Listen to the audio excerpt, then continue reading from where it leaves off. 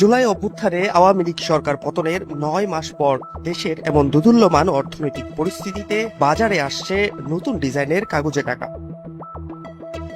ঈদের আগে ও পরে বাজারে আসা নতুন ডিজাইনের এসব নোটের কোনোটিতেই থাকছে না বঙ্গবন্ধুর ছবি। জুলাই বিপ্লবে শহীদ মুগ্ধ, সাঈদ, জাতীয় স্মৃতিসৌধ, সুন্দরবন সহ ঐতিহ্য ও সংস্কৃতির বিভিন্ন বিষয় স্থান করে নিয়েছে নতুন নোটের নকশায়। বাংলাদেশ ব্যাংক ইতিমধ্যে নতুন নোটের ডিজাইন চূড়ান্ত করেছে। ১,০০০ টাকার নোট সহ কয়েকটি ভিন্ন নোটের ছাপার কাজও শুরু হয়েছে। বাংলাদেশ ব্যাংক সূত্র বলছে, ২৭ মে দেশের বাজারে আসছে ২০ টাকার নতুন নোট। নতুন ২০ টাকার নোটে থাকবে কান্তজিউ ও বৌদ্ধ মন্দিরের চিত্র।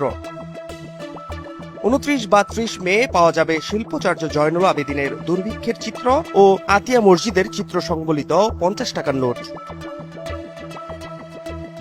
১,০০০ টাকার নতুন নোট আসবে আগামী ২ জুন, যাতে থাকবে বঙ্গভবন ও জাতীয় স্মৃতিসৌধের ছবি।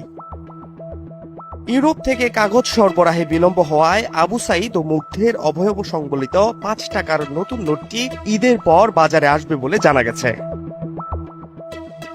সংশ্লিষ্ট সূত্র বলছে, গত আগস্টে মাত্র ১৫ দিনে নতুন নোটের নকশা চূড়ান্তের প্রস্তাব করা হলেও পুরো প্রক্রিয়া সম্পন্ন হতে ৫ থেকে ৭ মাস সময় লাগার কারণে ঈদুল ফিতরের আগেই নোট ছাড়ার পরিকল্পনা বাস্তবায়ন সম্ভব হয়নি।